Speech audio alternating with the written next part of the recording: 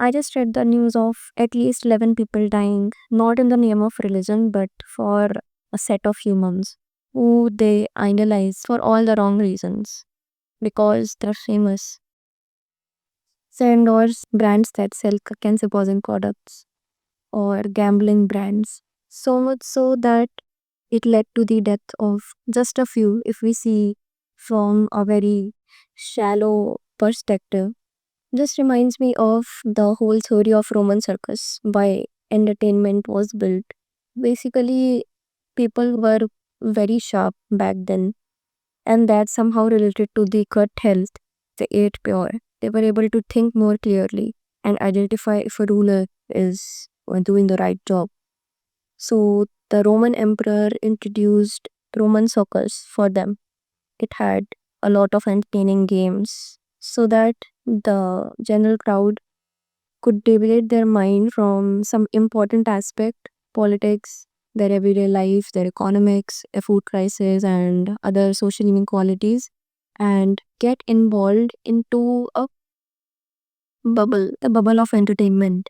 And it has no bar of satisfaction. You can be entertained to a limit that you lose your shit, like you lose your intellect.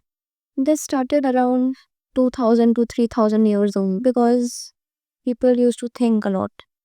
So these Roman circuses held games which were of long durations for hours. After that, the person would feel tired or fatigued. The capacity to think or discuss would reduce significantly. And that is how it all began, the entertainment industry, which we now see they endorse the wrong brands, which they wouldn't even let their children or their family get close to. There are so many cases of harassment, financial scams. So many models discuss their casting couch incidents with directors and actors who we idolize. Isn't that a shame? Encouraging fields that lead to identity crisis. Or when you look at life happening around you, I see my father going to office every day, even if he doesn't want to, or my mother cooking for me when I've upset her, or maybe when she's not feeling well. I think I would idolize these people instead of someone I have never met and I've only heard of their existence just because they made it big in one vertical of entertainment industry. I would not call it sports. If your jersey is advertising brands, you would never consume. A lot of people will be blaming police and management part of it. But the whole point is, don't people think कि एक autograph या एक selfie से तुम्हारी life कितनी change हो रही है? Obviously it changed for those 11 people who died. But again, what is the maximum your favorite superstar, sports star would do in such situations? Maybe donate a few funds out of his 100 crore empire and earn the same amount the next day. These people are far from our reach, middle classes reach, and still we worship them like they are our partner or parent or child. We talk about these people like they are our relative or a family member. We are not even aware of how bad our mother or our father or my brother felt today because of certain issues going on at their office or school.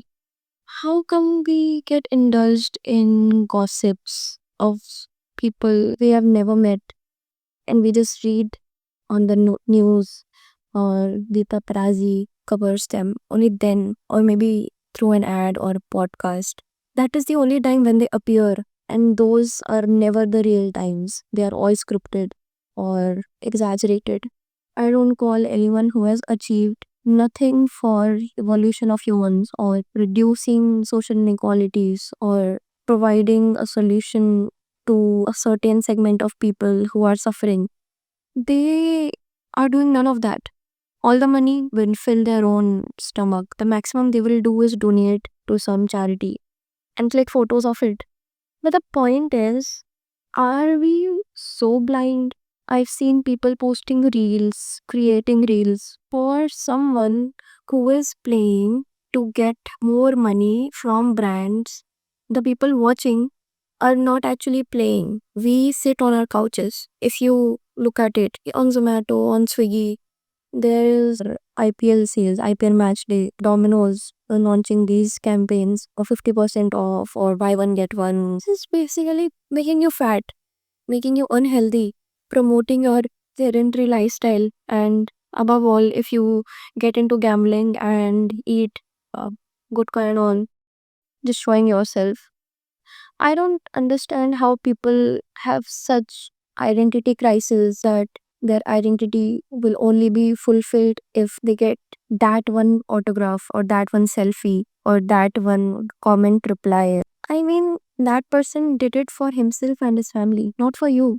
We should really, if we want to worship, we should worship scientists because they were the real harbingers of change, the invention of the bulb. No one would have thought back then. And now we have so many lighting solutions around one single invention. Similarly, for TV led to from. And when it comes to real sports like Olympics or Commonwealth, their fan following reduces down to about 10% of all the IPL viewers. Tokyo Olympics had 70 million followers or viewers, while this year's IPL season got 900 million views. In Olympics, there is not an air about it. There is hard work involved, not exaggerated. We as Indians are not chasing sports as sports. We are chasing it only as entertainment. I just want to emphasize that this kind of clarity of knowing who to idolize and who to not is not some kind of rocket science. It's very basic if we see around us electricity, light, the democracy we are living in, the freedom of work, people who build great businesses. If we start idolizing such people, we'll head towards higher up the pyramid of human evolution instead of chasing madness. And it's not like you're even getting these people for your life to stay with you. If Virat Kohli becomes your father, then it's great. If not, if you're only seeing him in a glimpse in the stadium or on the television, how can you fantasize such people for yourself struggling to make ends meet, living paycheck to paycheck? Isn't what I'm saying common sense? How can we lose it faster than ever? With this, I hope you rise above mediocrity and you think about things that really matter, which affect your daily life, which affect your family, your work, your health, and constantly work on improving those aspects of your life instead of very shallow and low level dopamine hits.